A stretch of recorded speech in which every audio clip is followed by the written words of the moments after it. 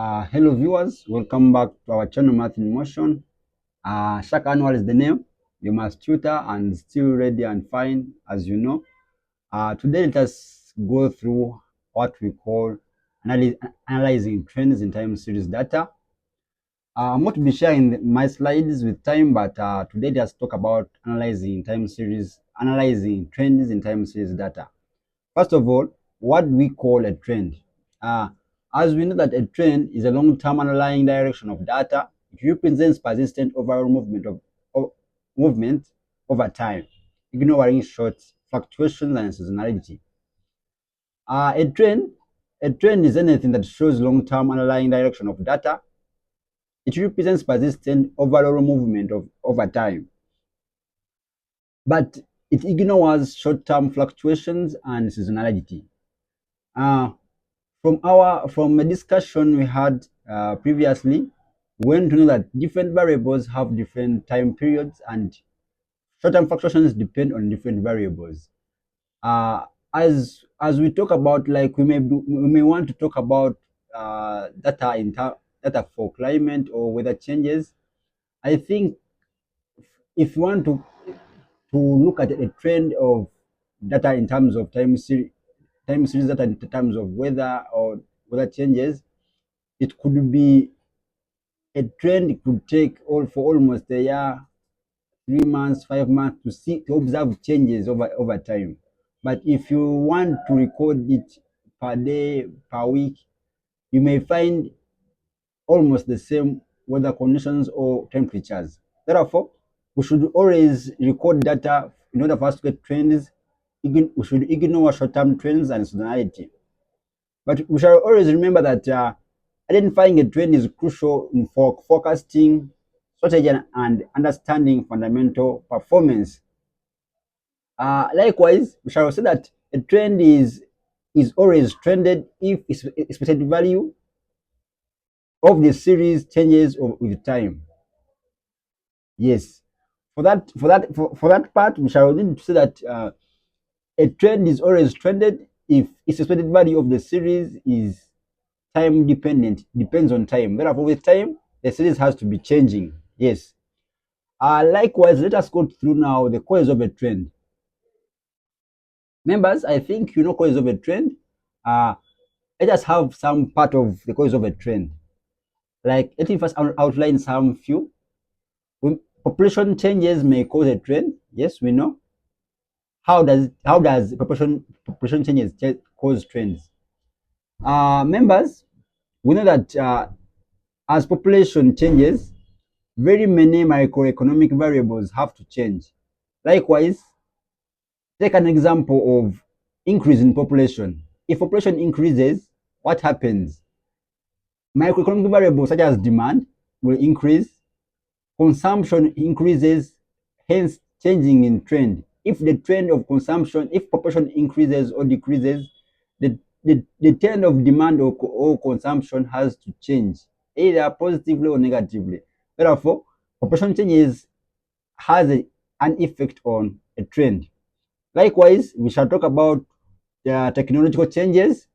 Technological changes also cause a shift in trend. How?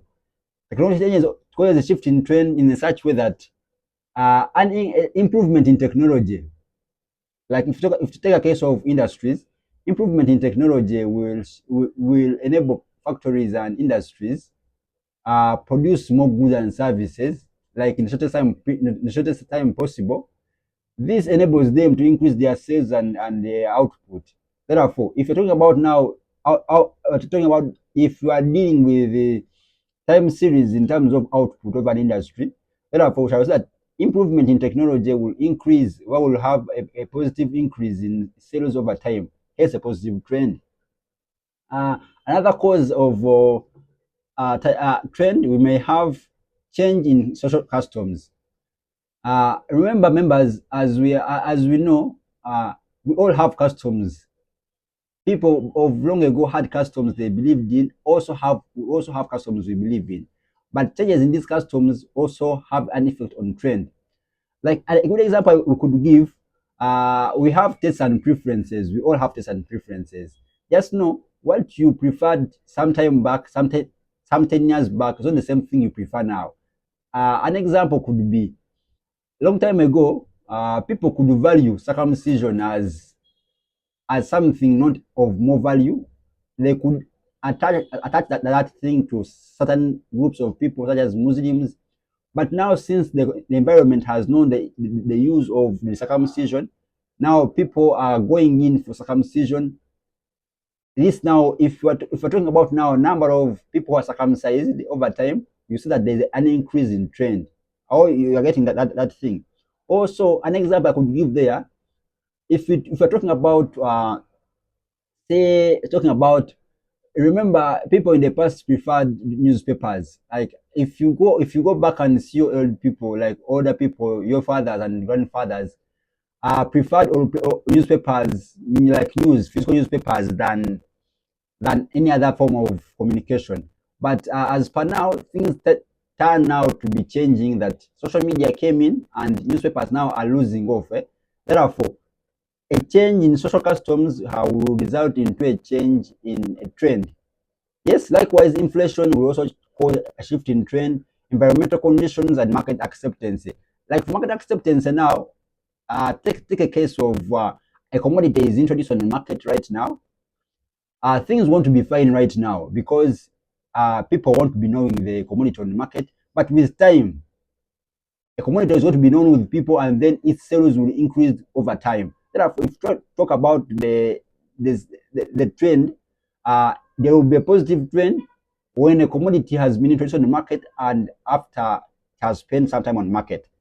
Yes, members, I think before we go ahead, members, I want to urge you to subscribe to my YouTube channel. Like, share, and comment. For any questions, feel free to put in the comment section. I'll be able to read and then answer. Likewise, members, I want to inform you that the channel is fine, but we need your support. In terms of resources, we lack some resources. We need some markers. We need some refreshments, so as to serve you properly, members. Thank you. But let us go to another slide. We test for trends in different ways. We test for trends using parametric tests and non-parametric tests. For parametric tests, we use the Pearson test, and for non-parametric tests, we use the Rans test, turning point test, and the sign test. Likewise, the Daniel test. In the next video, I'll be showing you how we use these tests to test for trend. How we use the parametric and non-parametric tests to test for trend. Yes, let us be there. The next video, I'm going to be sharing how we do that. Before we go more further, let us try to talk about now types of trends. We have various types of trends. We have an upward trend, which is called the increasing trend. Then an upward trend, this shows the general increase over time. I think something is the variable is increasing over time. That is an upward trend. For a case of Uganda's population, you may see that Uganda's population has an increasing trend, because if you try to see the population before, like some 10 years back, and population now, population has increased. Therefore, there's an increasing trend in the population. Therefore, that trend is called an increasing trend. Likewise, as I told you, that if you're trying to measure trend, you measure trend after a long period of time, not short-term fluctuations. Therefore, that's why you even see in Uganda, to measure population, like people, to know the census is carried out after some period of time, like 10 years. Therefore, that is not a short-term time. We have now, that is a long term. Therefore, trends always take into account that long term. But the long term depends on different variables. Now, so talking about population, population can be nice to measure it after 10 years to see that change in population. But the population of Ghana has an increasing trend, as we know. For the second type of a trend, we may have a decreasing trend. Now, for a decreasing trend, this shows a general decrease over time. Like there is now a decrease over time. It has a negative slope. Now, for a decreasing slope, for a decreasing trend, has a negative slope. An example I could give on this type of trend, members, take a case of physical newspapers and physical media. This time around, I think some time back, some 10 years back, some 20 years back, people could prefer newspapers, physical media. Yes. But now, since there's an introduction of social media, Facebook, WhatsApp, Twitter, now people no longer use physical media. And if you try to see the trend of those media, you have a negative slope. Therefore, members, I want us to appreciate that a negative slope implies a decreasing trend, and that trend is part of the type of trends. Likewise, we have another type of trend called a horizontal or stationary trend. This shows no clear upward or downward movement over time. Fluctuations are around the constant mean. An example of this, if you try to measure, like let us talk about weather conditions for a week. If you try to measure weather conditions for a week, you may find that in normal circumstances, the weather conditions do not fluctuate more from the mean temperature we know every day. Like during the wet season, weather conditions will be almost the same. Some days it could be slightly above, but other day could be slightly low, but we should always be close to the normal temperatures as we know by science. Okay, a horizontal or stationary trend has a negative has a stationary slope, like it is stationary, because they don't clearly show the upward or decreasing trend. And then we have a nonlinear trend. Yes, nonlinear trend. Nonlinear trend. This doesn't changes direction. Can be either a U-shaped or an N-shaped. Now, for a nonlinear trend, it shows that for some time there is a rapid increase, then with some time and there is something a smaller increase or even a decline. Take an example of introduction of a new commodity on market. At the start, that commodity has few buyers, therefore its sales will be low. Talk about sales, eh?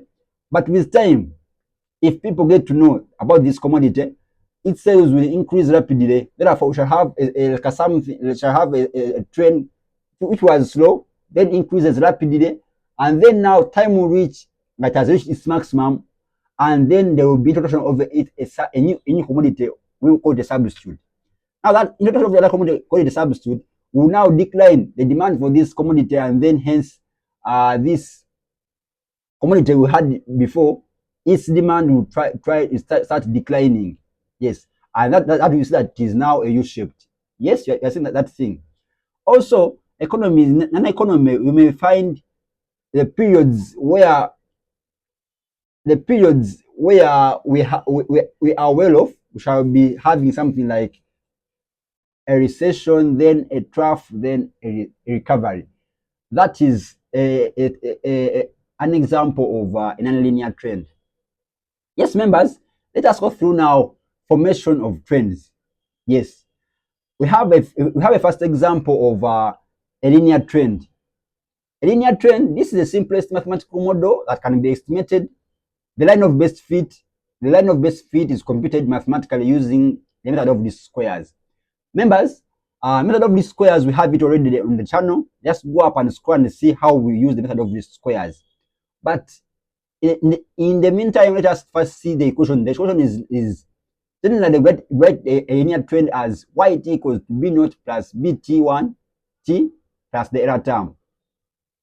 Yes, that is a linear trend. A linear trend basically show as a series. The meaning of a linear trend.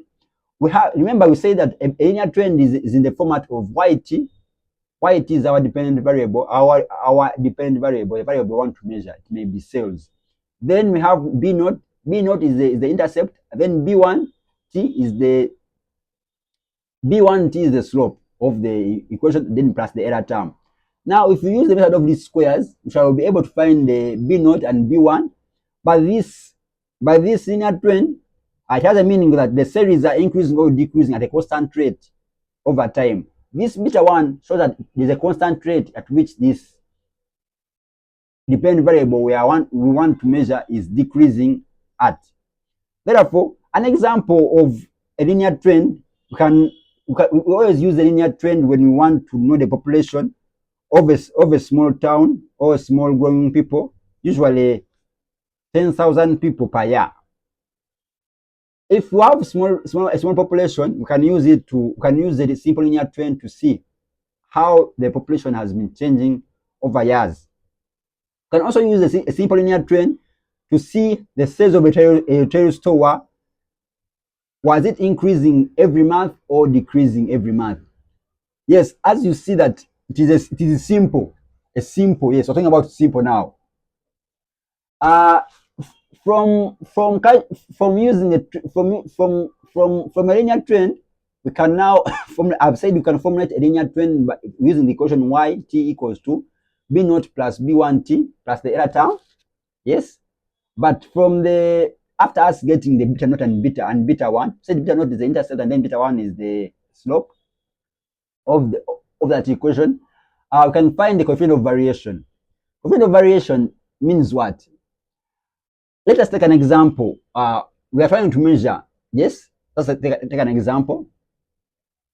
Let us call our YT our CGPA, like your average mark you get at the end of the semester. That mark is affected by very many things. But right now, we want to see that let us call our B naught, our intercept to be. We have very many factors that affect our CGPA.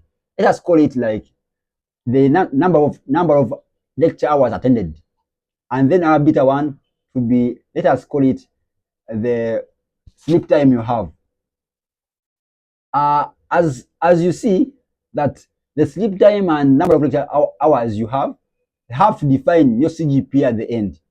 Therefore, we formulate a model that fits that equation. The beta naught is a constant, and then the beta t keeps on changing with time. As you see, therefore, we shall need to know how much does the sleep time affect or influence your CGPA, or how much does the number of lecture hours attended in class affect your CGPA. Therefore, we determine that effect using the coefficient of determination R squared, where R squared we know that the same equals to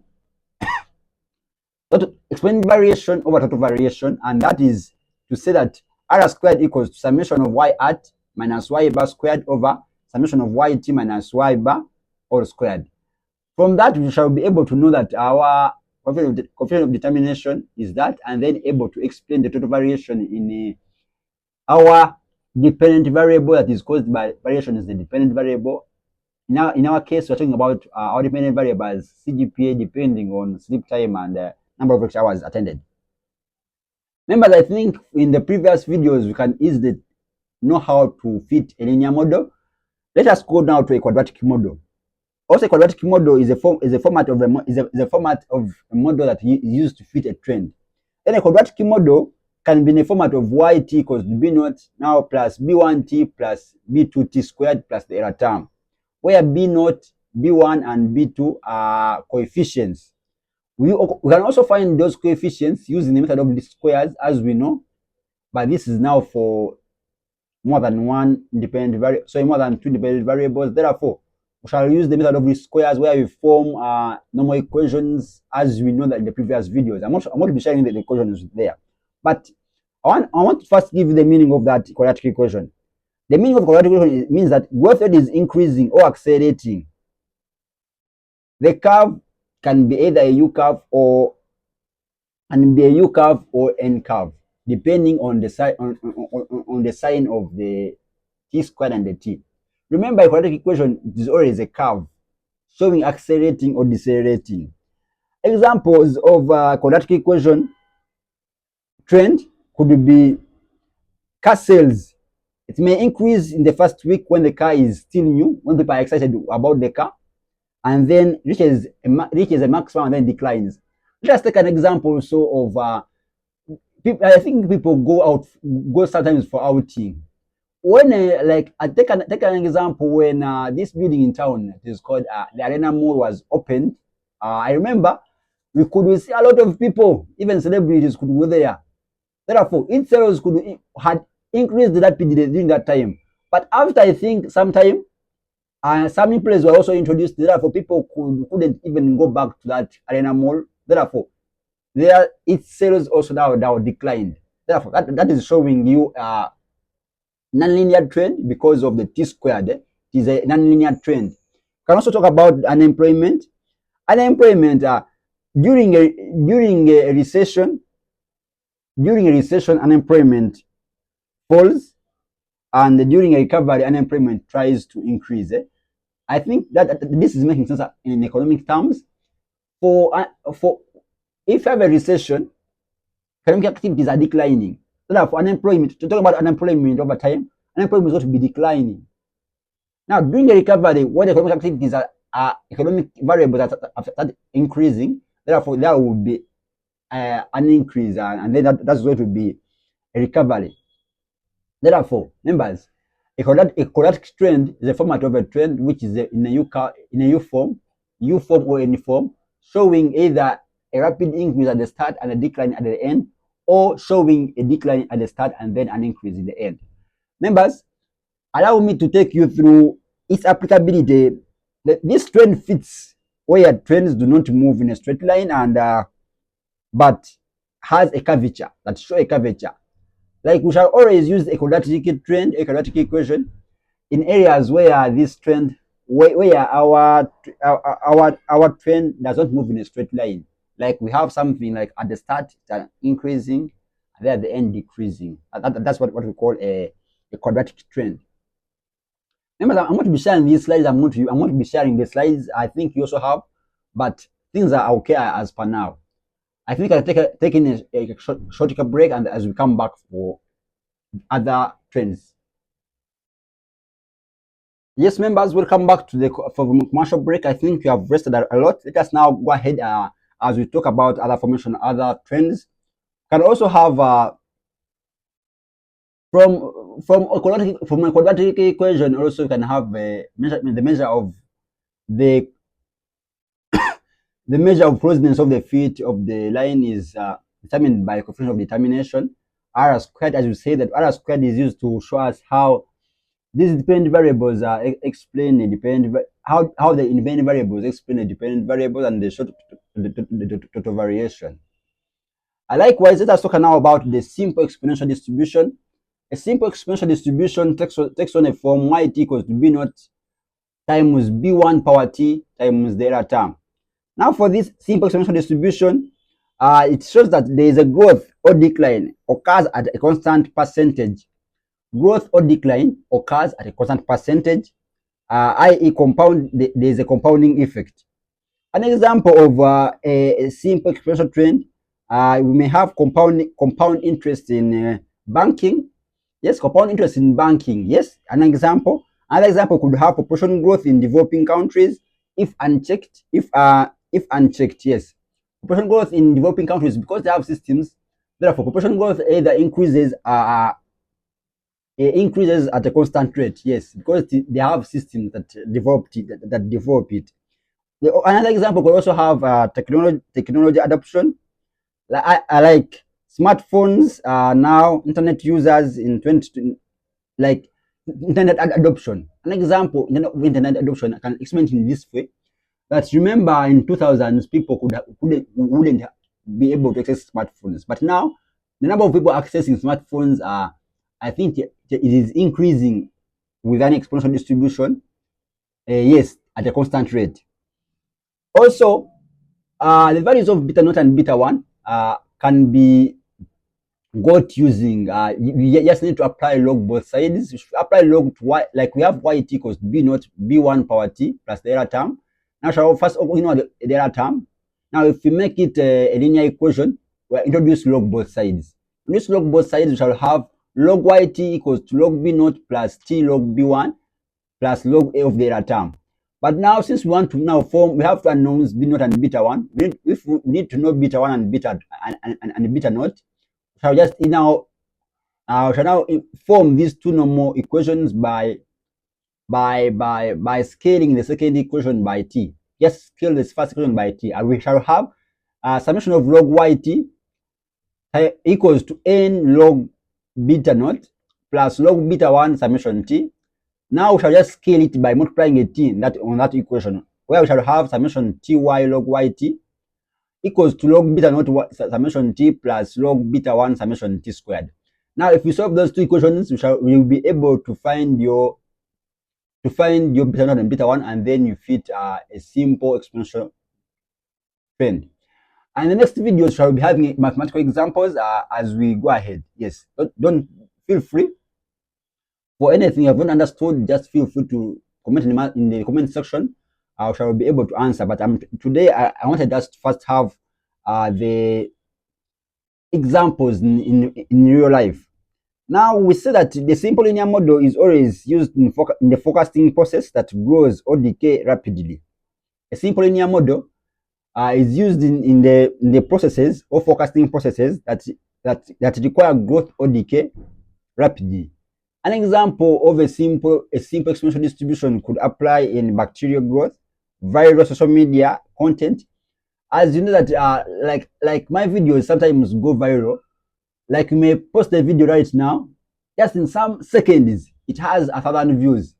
But if you want to know that trend is an exponential distribution. If you want to know the trend of those views I've got on a single video, since these videos now expand rapidly or grow rapidly, therefore we have a simple exponential distribution. Likewise, bacterial growth. I remember in high school studied bacterial growth, that bacteria multiplies rapidly. Also, that is a simple exponential growth. We want to know the exponential. In conclusion, a simple exponential growth helps us to know a trend, or is a trend that declines or grows at a constant rapid increase or decrease. Likewise, we can talk about now a modified exponential trend. A modified exponential trend is an asymptotic growth curve expressed in a form. Now, yt equals now beta naught plus beta 1, beta 2 power t e power t. In order for us to now compute the coefficients of the trend, beta naught, beta 1, and beta t, we divide the series into 3 equal parts and compute the partial sums. Now, this is quite interesting because we shall not need an example here, which is mathematically. But let me first take you through what does an exponential modified exponential trend mean. Like exponential growth we have seen before, but with now unadded constant. Now it has an added constant, beta naught. That one was beta naught times beta 1 power t times the other term. Now this now equals to yt equals to beta naught plus beta 1, beta 2 power t times the other term. Now, an example here, this is used where exponential growth exists, but limited to constraints. Yes. A modified exponential trend applies where growth exists, which is exponential, but this exponential growth is limited by constraints such as resources, competition, and market size. An example of this modified exponential trend acts on advertising impact. We see that sales rise at first, but additional ads have diminishing effect because people now have known the commodity. Therefore, it is limited. This exponential growth is limited now to the number of people and even people's awareness. I'm saying that an example is that while advertising, the sales may increase fast, but the sales won't increase forever because as people get to know the product, almost the proportion will be done, and then sales won't increase more because people know the product, and then I think also some competitors will set in. An example we can talk about productive learning curves, like learning curves, where productivity improves quickly early on and gains slowly.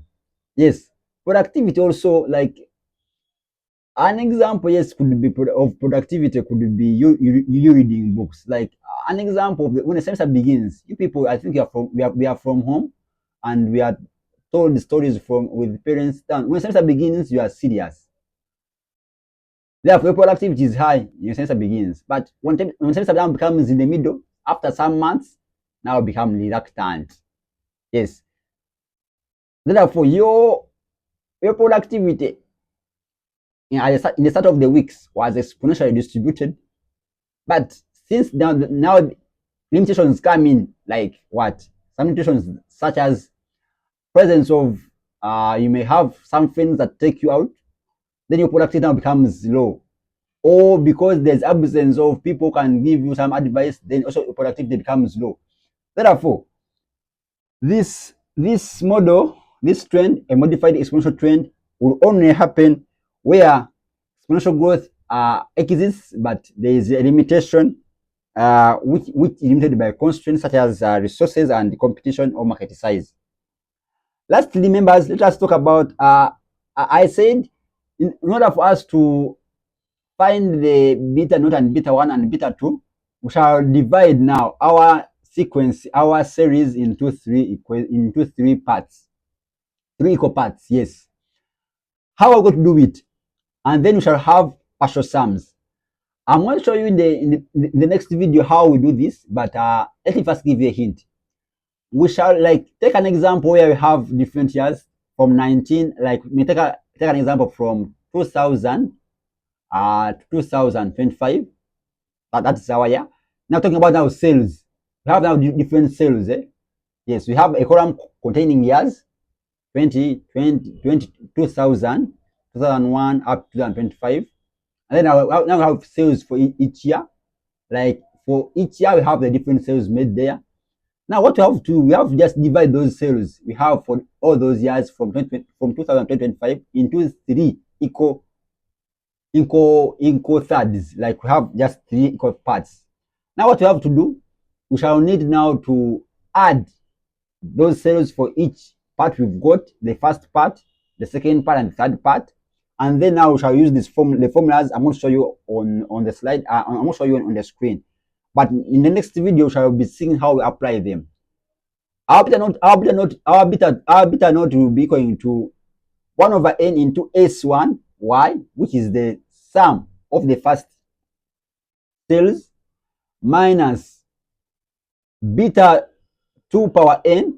N will be the number of elements in each part, and then minus 1 over beta 2 minus 1 times beta 1 into beta 1. Then beta 1 is going to be S2y, which is the sum of the second part, the sum of cells in the second part, minus S1y, which is the sum of the first part in the first part, then into beta 2 minus 1 out of beta 2 power n. You said n is the number of parts in each section, minus 1, everything power squared. And then beta 2 power n is going to be the same as you said beta 2 power n. The n is the number of elements in the first part or in each part, equals to S3y. S3y is the sum of cells in the third part, minus S2y, the sum of cells in the second part, out of S2y, sum of cells in the second part, minus S1y, the sum of cells in the first part. For easy, you shall be able to appreciate this when we do an example mathematically in our next video. But now, members, let me take you now through our last model, which is a Gompertz model, a Gompertz curve. It is S-shaped, stroke a logistic like. It is logistic like. It is given as yt equals to beta naught power beta 1. That beta 1 is also power beta 1 power t. Therefore, if we transform it by applying natural log, we shall have natural log of yt equals to beta 2 t ln beta 1. I think we shall be able to appreciate that also mathematically. Also, in order for us to find the beta naught and beta 1 and beta 2, we shall just need to have some simple equations also, but we shall also transform our data into three halves now. As we said, make them three parts, three thirds. We divide our data into three thirds, equal thirds. Now here, now we shall need to find out the natural logarithms of each sum of each part. We find the sum of the first half, then find out now it's not natural log. Find the sum of the second part, find the natural log of the sum, and then find the sum of the third part, find the natural log of the third part. Now from there, I shall be able to find the beta 1, beta naught, and then beta 2, as we shall see in the next video. But now let me try to explain to you the meaning of a Gompertz curve. A Gompertz curve, it is an S growth curve. It shows slow growth at the first. There is rapid increase in the middle, and then tapering off as it reaches the saturation point. It is very useful in marketing, epidemiology, and biology, where growth naturally slows as approaches a maximum limit. Yes, I think this Gompertz curve, I think is where I think human growth happens. If we try to talk about birth of children, yes, in your, like, if you are still young in 20s, 30s, I think you are fertile. Women can give birth to children as they want, some 3, 4, 5, 6. But as they approach their menopause, 45 to 50 years, now growth stands, like giving birth now becomes, reduces. You see that now there's an S shape. Like I'm a rabbit farmer. I used to keep some rabbits during my vacation. By this rabbit birth, I think follows this trend. How? At the start, when a rabbit is still young, some 6 months, its first birth, it can give birth to some 2 or even one or to 2 small rabbits, young rabbits. I don't know their name in English. But as now it becomes experienced, in the second birth, it may give, if it gave you 2 or 1, this time it may give you some 3 or 4.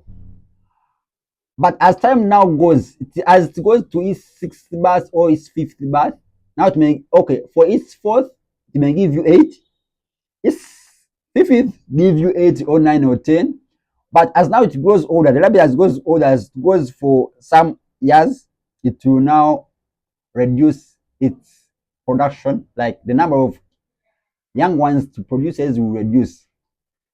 As it grows, from the experience I had, is that as it goes past its 50th reproduction, it may reduce the production to some, now go back to 3, and then lastly even it may go back to 1. But its now production follows the Gompertz curve, which is S-shaped. Like there is an increase, there's a slow growth at the start. It gives you less young ones. Then in the middle it gives you more, and then it tampers at its saturation point. An example also, it may be adoption of technology, like smartphones. I have a belief that when smartphones were introduced in Uganda, few people had them. But now, since now technology advanced and things became cheaper, I think when you are sometime back now, people bought a lot of smartphones. But I think now with time, now smartphones are going to be constant sometime, because now everyone has, and even companies now don't even produce these cheaper phones. And then an example also is the population growth and limited resources. You can also have, if there's limited resources, therefore at the start you may produce less. As also now becomes more less, and then you have to produce less as we go. Members, I think for those are some of the things that I tried to compile. Formation of trends: we have a linear trend, we said a quadratic trend, and then we said a simple exponential trend, and then a modified exponential trend, and then lastly a Gompertz trend, which is an S-shaped trend.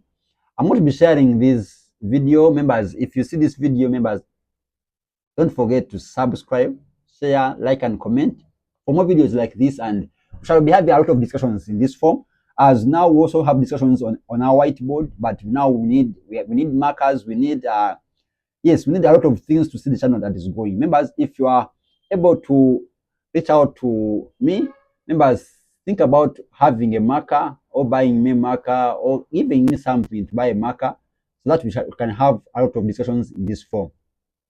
But before we go, let us even talk now about now these trends are can be done manually as you have been seeing now. You can form a linear trend manually. But since now we have technology, there's no need of us now doing everything manually. We can use Excel to find a simple linear trend, to find the quadratic trend, to find a simple exponential trend, to find a modified exponential trend, and then a competitive trend. Then we can use Excel as we know. We can also use Stata and use SPSS and more software as we know. I think I will also make a video to show you how we do this using Stata, Excel, and SPSS. But members, I want to thank you for watching. Members, don't just keep on sharing the videos. We want to be monetized soon. Yes, let's be monetized and then we shall enjoy it together. My name is Shaka Anwar, your math tutor. But this time around, we shall also dive into some economics. Feel free to talk to your math tutor. Comment section, make it busy. Like the video once you watch it. Share the video to your colleagues, and shall be fine, I think, with time. Thank you for watching, members. I am Shaka Anwar, the math tutor. This is Math in Motion. I wish you a nice time. Thank you for watching.